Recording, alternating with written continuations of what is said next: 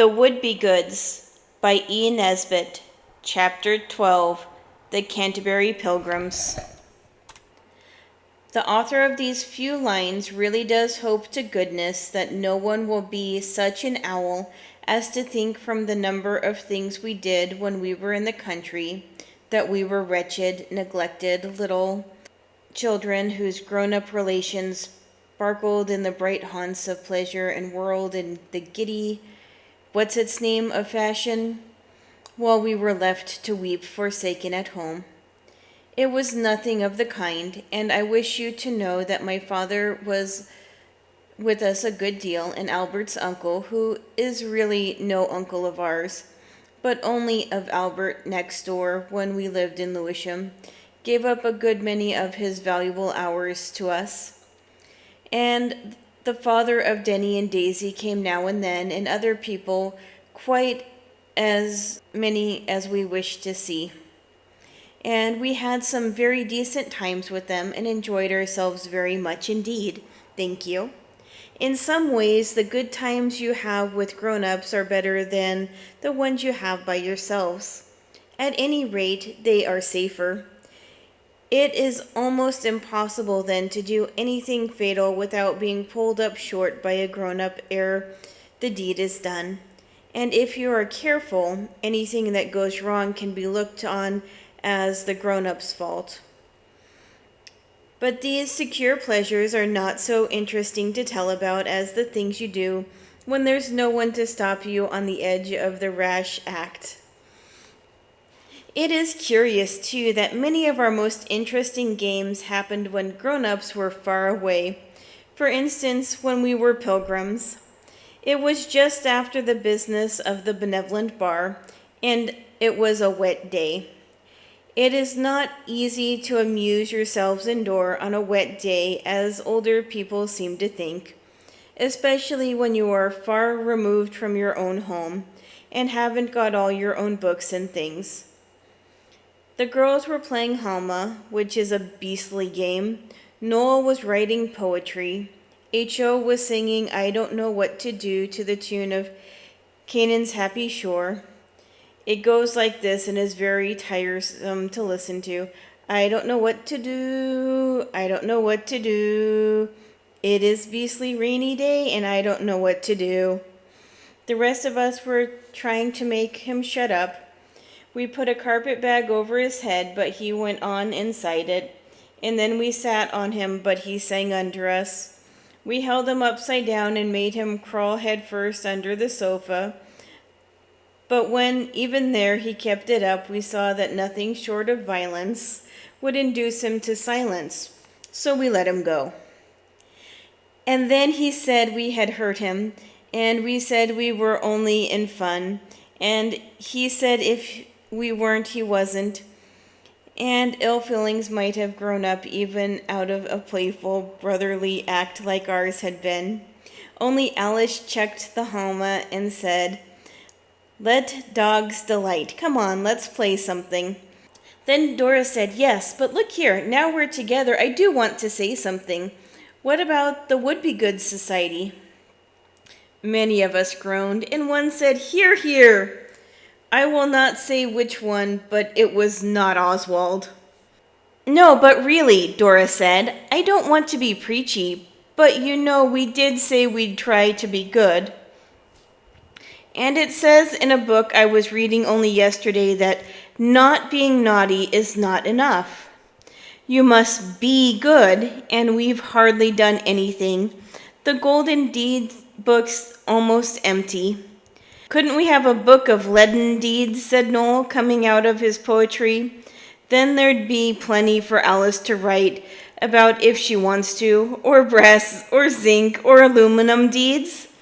We shan't ever fill the book with golden ones."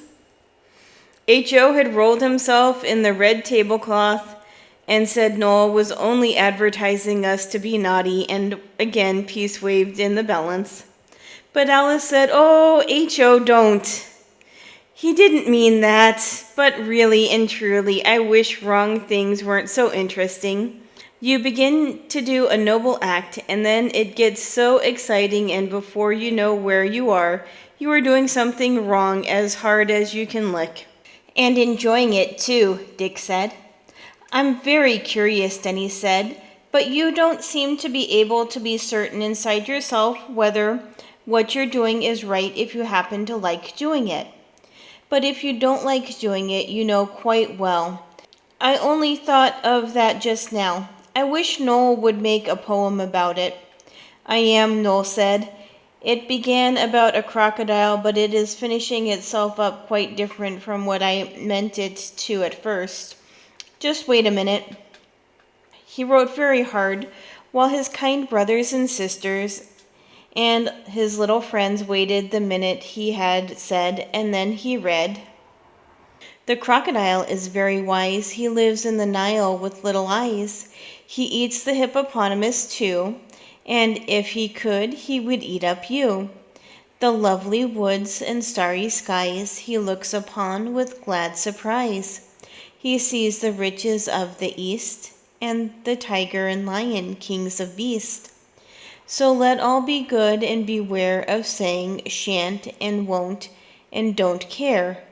For doing wrong is easier far than any of the right things I know about are. And I couldn't make it king of beasts because of it not rhyming with east, so I put the S off beasts on to king. It comes even in the end. We all said it was a very nice piece of poetry. Noel gets really ill if you don't like what he writes, and then he said, if it's trying that's wanted, I don't care how hard we try to be good. But we may as well do it some nice way. Let's be Pilgrims' Progress, like I wanted to at first. And we were all beginning to say we didn't want to, when suddenly Dora said, oh, look here, I know. We'll be the Canterbury Pilgrims. People used to go pilgrimages to make themselves good. With peas in their shoes, the dentist said. It's in a piece of poetry. Only the man boiled his peas, which is quite unfair. Oh, yes, said H.O., and cocked hats. Not cocked, cockled. It was Alice who said this, and they had staffs and scripts, and they told each other's tales. We might as well. Oswald and Dora had been reading about the Canterbury Pilgrims in a book called A Short History of the English People. It is not at all short, really, 3 fat volumes, but it has jolly good pictures. It was written by a gentleman named Green. So Oswald said, all right, I'll be the knight. I'll be the wife of Bath, Dora said. What will you be, Dickie? Oh, I don't care. I'll be Mr. Bath if you like.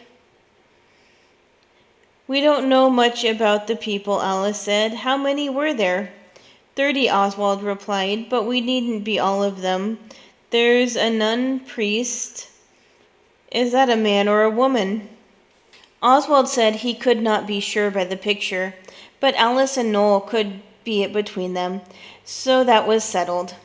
Then we got the book and looked at the dresses to see if we could make up dresses for the parts. At first we thought we would, because it would be something to do, and it was a very wet day.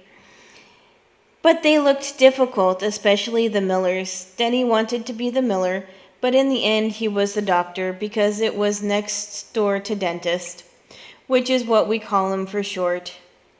Daisy was to be the prioress because she is good and has a soft little red mouth, and H.O. would be the manciple.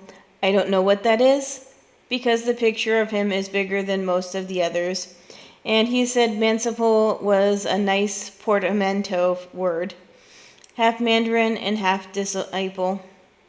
Let's get the easiest parts of the dress ready first, Alice said, the pilgrim staff and hats, and the cockles. So Oswald and Dickie braved the fury of the elements and went into the woods beyond the orchard to cut ash sticks. We got 8 jolly good ones. Then we took them home, and the girls bothered till we changed our clothes, which were indeed sopping with the elements we had faced. Then we peeled the sticks. They were nice and white at first, but soon got dirty when we carried them. It is a curious thing, however often you wash your hands, they always seem to come off on anything white. And we nailed paper rosettes to the top of them. That was the nearest we could get to cockle shells.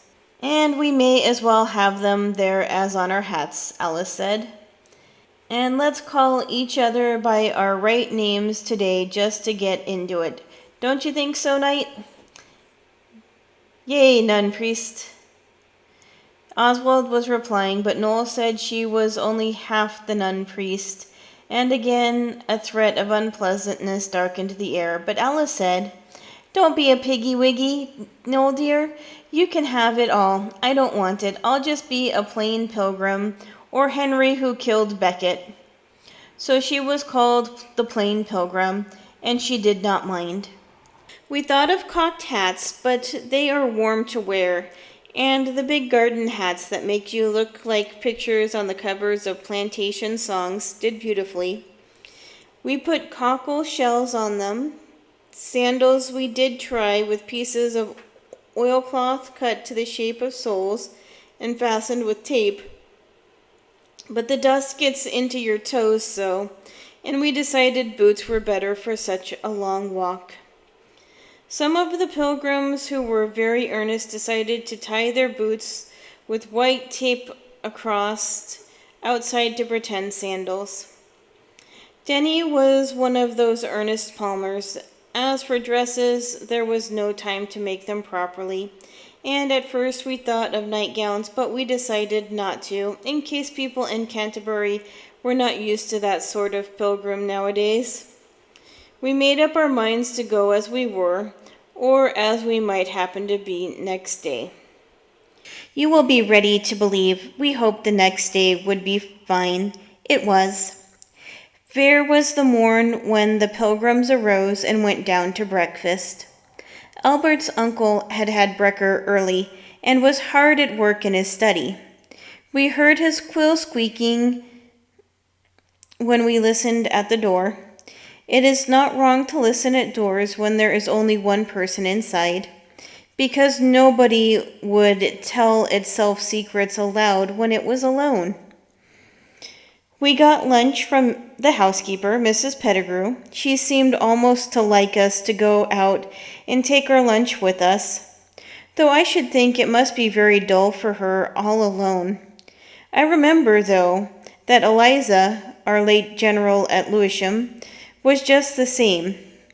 We took the dear dogs, of course. Since the Tower of Mystery happened, we are not allowed to go anywhere without the escort of these faithful friends of man. We did not take Martha, because bulldogs do not like walks.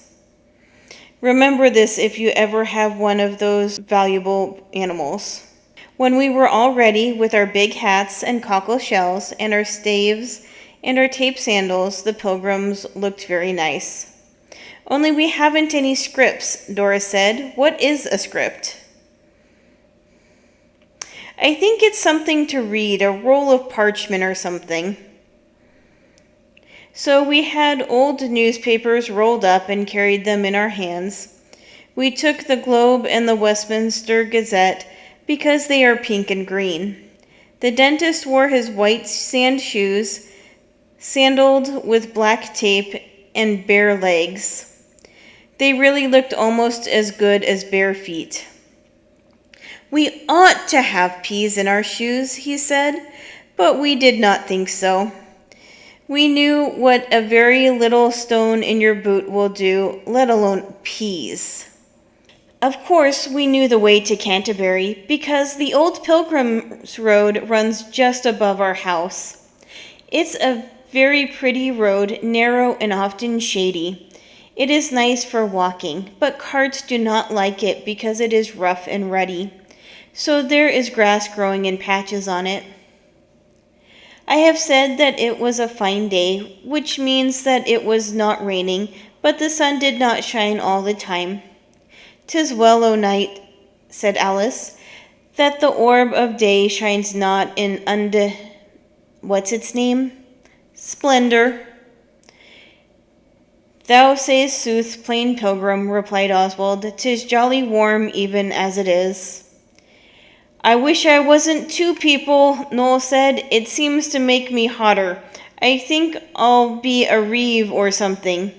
But we would not let him, and we explained that if he hadn't been so beastly particular, Alice would have been half of him, and he had only himself to thank, if being all of a nun priest made him hot. But it was warm, certainly, and it was some time since we'd gone so far in boots. Yet when H.O. complained, we did our duty as pilgrims and made him shut up. He did as soon as Alice said that about whining and grizzling being below the dignity of a manciple. It was so warm that the prioress and the wife of Bath gave up walking with their arms round each other in their usual silly way. Albert's uncle calls it Laura Matilda-ing, and the doctor and Mr. Bath had to take their jackets off and carry them. I am sure if an artist or photographer or any person who liked pilgrims had seen us, he would have been very pleased. The paper cockle shells were first rate, but it was awkward having them on top of the staffs because they got in your way when you wanted the staff to use as a walking stick. We stepped out like a man, all of us, and kept it up as well as we could in book talk, and at first all was merry as a dinner bell. But presently Oswald, who was the very perfect gentle knight, could not help noticing that one of us was growing very silent and rather pale, like people are when they have eaten something that disagrees with them before they are quite sure of the fell truth. So he said, "What's up, dentist, old man?"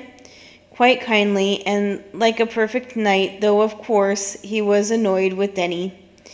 It is sickening when people turn pale in the middle of a game and everything is spoiled, and you have to go home and tell the spoiler how sorry you are that he is knocked up and pretend not to mind about the game being spoiled. Denny said nothing, but Oswald knew better. Then Alice said, "Let's rest a bit. Oswald, it is hot." "Sir Oswald, if you please, plain pilgrim," returned her brother, dignified. "Remember, I'm a knight."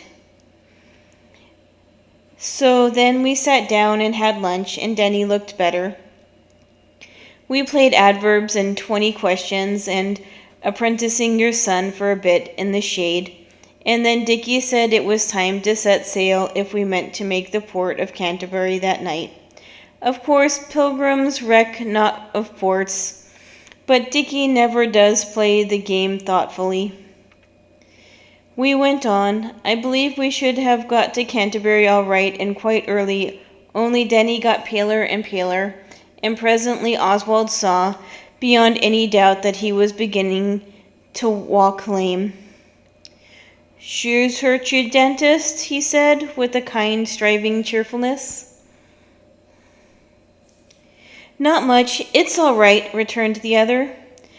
So on we went. But we were all a bit tired now, and the sun was hotter and hotter. The clouds had gone away. We had to begin to sing to keep up our spirits. We sang "The British Grenadiers" and "John Brown's Body," which is grand to march to, and a lot of others.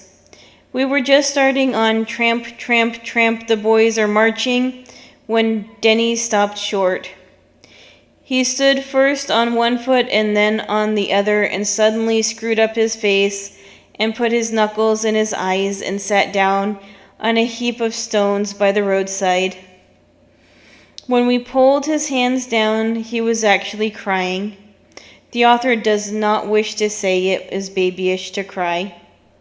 "Whatever is up?" we all asked, and Daisy and Dora petted him to get him to say, but he only went on howling and said it was nothing. Only would we go on and leave him and call for him as we came back? Oswald thought very likely something had given Denny a stomach ache, but he did not like to say so before all of us. So he sent the others away and told them to walk on a bit. Then he said, "Now, Denny, don't be a young ass. What is it? Is it a stomach ache?" And Denny stopped crying to say no as loud as he could. "Well then," Oswald said, "look here, you're spoiling the whole thing. Don't be a jackape. Denny, what is it?" "You won't tell the others if I tell you?" "Not if you say not," Oswald answered in kindly tones. "Well, it's my shoes." "Take them off, man." "You won't laugh?"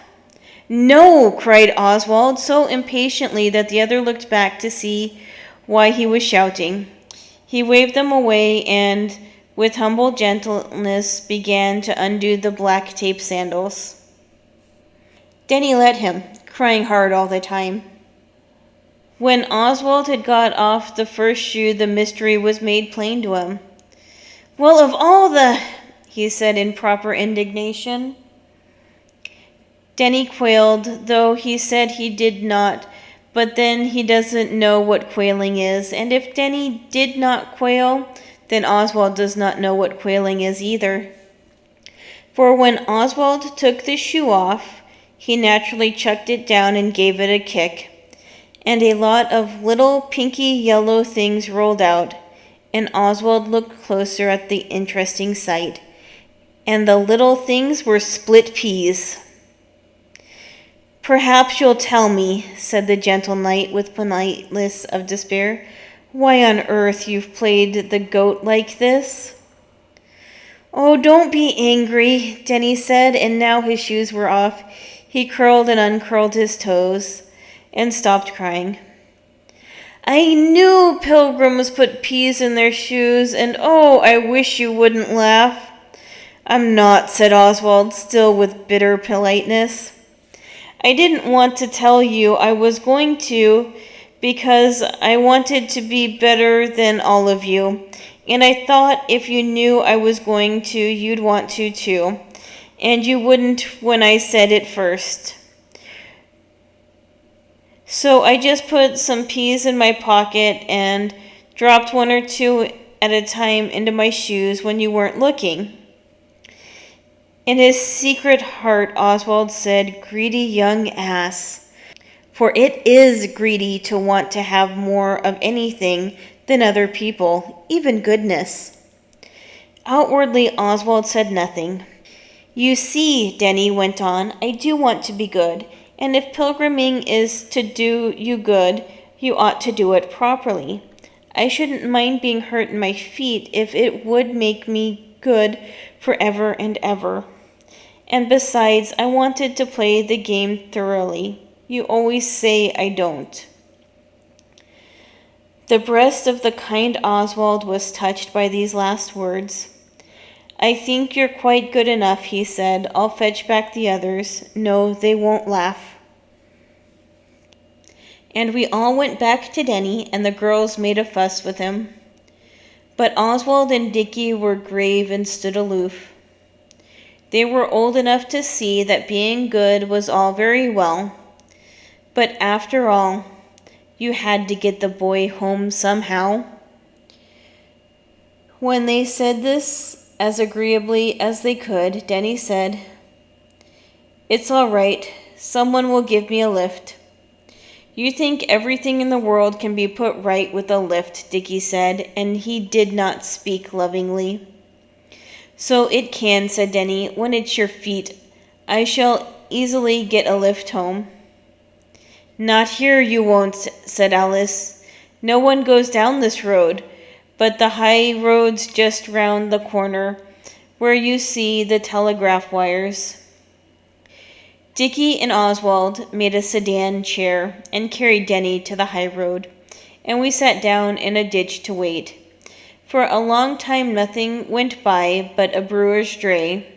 We hailed it, of course, but the man was so sound asleep that our hails were vain, and none of us thought soon enough about springing like a flash to the horse's head, though we all thought of it directly the dray was out of sight. So we had to keep on sitting there by the dusty road, and more than one pilgrim was heard to say it wished we had never come. Oswald was not one of those who uttered this useless wish.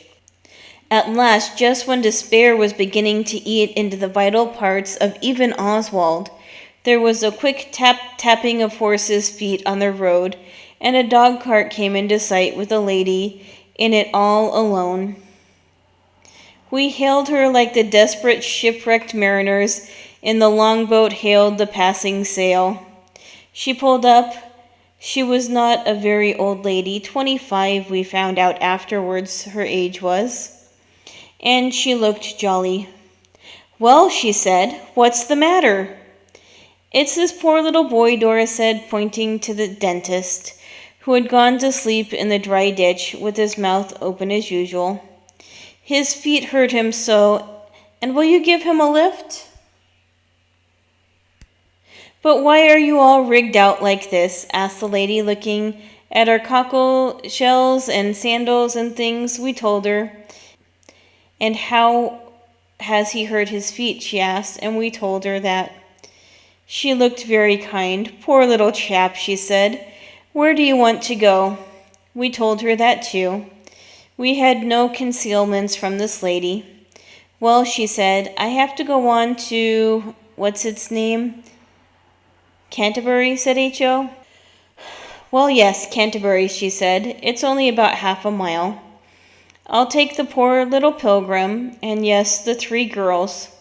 You boys must walk. Then we'll have tea and see the sights, and I'll drive you home, at least some of you. How will that do?" We thanked her very much indeed, and said it would do very nicely. Then we helped Denny into the cart, and the girls got up, and the red wheels of the cart spun away through the dust. "I wish it had been an omnibus the lady was driving," said H.O. "Then we could all have had a ride." "Don't you be so discontented," Dickie said, and Noel said, "You ought to be jolly thankful you haven't got to carry Denny all the way home on your back. You'd have had to if you'd been out alone with him." When we got to Canterbury, it was much smaller than we expected, and the cathedral not much bigger than the church that is next to the moat house. There seemed to be only one big street, but we supposed the rest of the city was hidden away somewhere. There was a large inn and a green before it, and the red-wheeled dog-cart was standing in the stable yard, and the lady with Denny and the others sitting on benches in the porch, looking for us. The inn was called the George and Dragon, and it made me think of the days when there were coaches and highwaymen and footpads and jolly landlords and adventures at country inns like you read about. "We've ordered tea," said the lady. "Would you like to wash your hands?" We saw that she wished us to, so we said yes, we would. The girls and Denny were already much cleaner than when we parted from them. There was a courtyard to the inn and a wooden staircase outside the house. We were taken up this and washed our hands in a big room with a 4-post wooden bed and dark red hangings, just the sort of hangings that would not show the stains of gore in the dear old adventurous times. Then we had tea in the great big room, with wooden chairs and tables, very polished and old. It was a very nice tea, with lettuces and cold meat and 3 kinds of jam, as well as cake and new bread, which we are not allowed at home. While tea was being had, the lady talked to us. She was very kind. There are 2 sorts of people in the world, besides others. One sort understands what you're driving at, and the others don't. This lady was the one sort. After everyone had had as much to eat as they could possibly want, the lady said, "What was it you particularly wanted to see at Canterbury?" "The cathedral," Alice said, "and the place where Thomas A. Becket was murdered." "And the Dane John," said Dickie. Oswald wanted to see the walls because he likes the stories of St. Alphege and the Danes. "Well, well," said the lady, and she put on her hat. It was a really sensible one, not a blob of fluffy stuff and feathers, put on sideways and stuck on with long pins, and no shade for your face, but almost as big as ours, with a brim and red flowers and black strings to tie under your chin to keep it from blowing off. Then we went out all together to see Canterbury. Dickie and Oswald took it in turns to carry Denny on their backs. The lady called him the wounded comrade. We went first to the church. Oswald, whose quick brain was easily aroused to suspicions, was afraid the lady might begin talking in church. But she did not. The church door was open. I remember Mother telling us once it was right and good for churches to be left open all day so that tired people could go in and be quiet and say their prayers if they wanted to. But it does not seem respectful to talk out loud in church. See Note A. When we got outside, the lady said, "You can't imagine how on the chapel steps began the mad struggle in which Becket, after hurling one of his assailants' armor and all to the ground." "It would have been much cleverer," H.O. interrupted, "to hurl him without his armor and leave that standing up." "Go on," said Alice and Oswald, when they had given H.O. a withering glance. And the lady did go on. She told us all about Becket, and then about St. Alphege, who had bones thrown at him till he died, because he wouldn't tax his poor people to please the beastly rotten Danes. And Denny recited a piece of poetry he knows called The Ballad of Canterbury. It begins about Danish warships snake-shaped, and ends about doing as you'd be done by. It is long, but it has all the beef bones in it, and all about St. Alphege. Then the lady showed us Dane John, and it was like an oust house, and Canterbury walls that Alphege defied the Danes from looked down on quite common farmyard. The hospital was like a barn, and other things were like other things, but we went all about and enjoyed it very much. The lady was quite amusing, besides sometimes talking like a real cathedral guide I met afterwards. See Note B. When at last we said we thought Canterbury was very small considering, the lady said, "Well, it seemed a pity to come so far and not at least hear something about Canterbury." And then at once we knew the worst, and Alice said, "What a horrid cell!" But Oswald, with immediate courteousness, said, "I don't care. You did it awfully well." And he did not say, though he owns he thought of it. I knew it all the time, though it was a great temptation, because really it was more than half true. He had felt it from the first that this was too small for Canterbury. See Note C. The real name of the place was Hazelbridge and not Canterbury at all. We went to Canterbury another time. See Note D. We were not angry with the lady for selling us about it being Canterbury, because she had really kept it up first rate, and she asked us if we minded very handsomely, and we said we liked it. "Come, our chariots are ready and our horses caparisoned." That is a first-rate word out of a book. It cheered Oswald up, and he liked her for using it. though he wondered why she said chariots. When we got back to the inn, he saw her dog cart was there, and a grocer's cart too, with B. Munn Grocer Hazelbridge on it.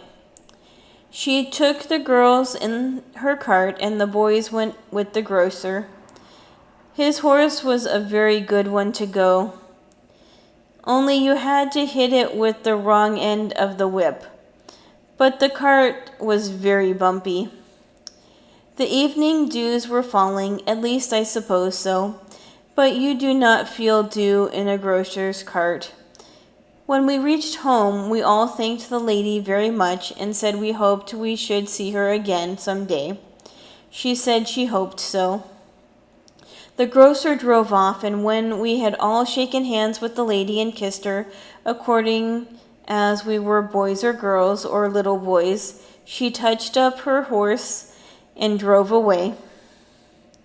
She turned at the corner to wave to us, and just as we had done waving and were turning into the house, Albert's uncle came into our midst like a whirling wind.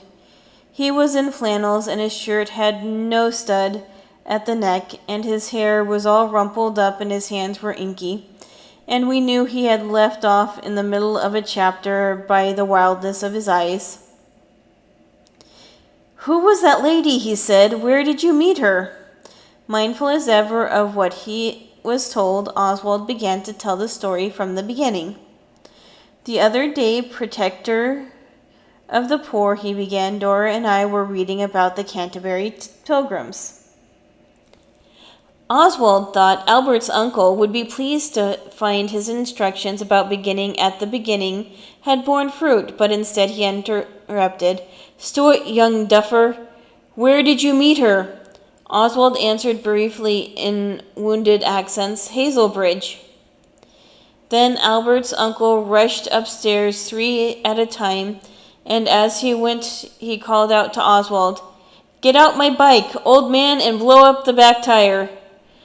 I am sure Oswald was as quick as anyone could have been, but long ere the tire was thoroughly blowed up, Albert's uncle appeared, with a collar, stud, and tie, and blazer, and his hair tidy, and wrenching the unoffending machine from Oswald's surprised fingers. Albert's uncle finished pumping up the tire, and then flinging himself into the saddle, he set off, scorching down the road at a pace not surpassed by any highwayman, however black and high-mettled his steed. We were left looking at each other. "He must have recognized her," Dickie said. "Perhaps," Noel said. "She is the old nurse who alone knows the dark secret of his high-born birth." "Not old enough by chalks," Oswald said. "I shouldn't wonder," said Alice, "if she holds the secret of the will that will make him rolling in long-lost wealth." "I wonder if he'll catch her," Noel said. "I'm quite certain all his future depends on it. Perhaps she's his long-lost sister, and the estate was left to them equally, only she couldn't be found, so it couldn't be shared up." "Perhaps he's only in love with her," Dora said. "Parted by cruel fate at an early age, he has ranged the wide world ever since trying to find her." "I hope to goodness he hasn't. Anyway, he's not ranged since we knew him, never further than Hastings," Oswald said.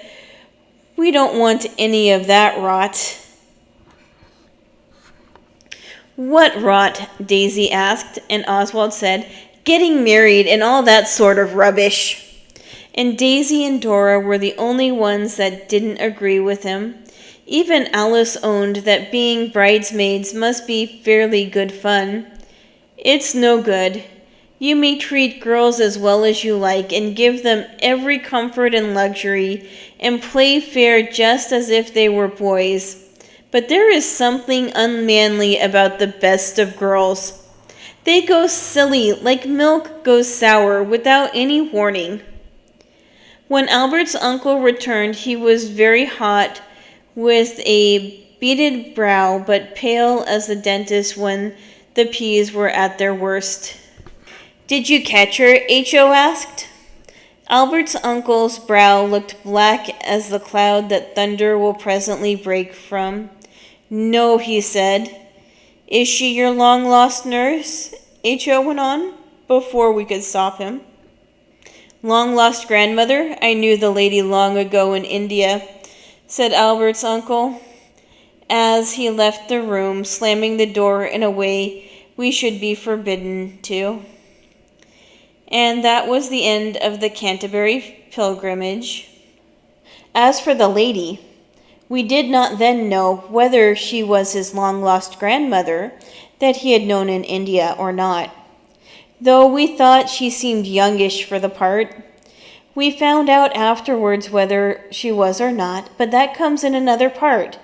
His manner was not the one that makes you go on asking questions. The Canterbury pilgriming did not exactly make us good, but then, as Dora said, we had not done anything wrong that day, so we were 24 hours to the good. Note A. Afterwards we went and saw real Canterbury. It is very large. A disagreeable man showed us around the cathedral, and jawed all the time quite loud, as if it wasn't a church.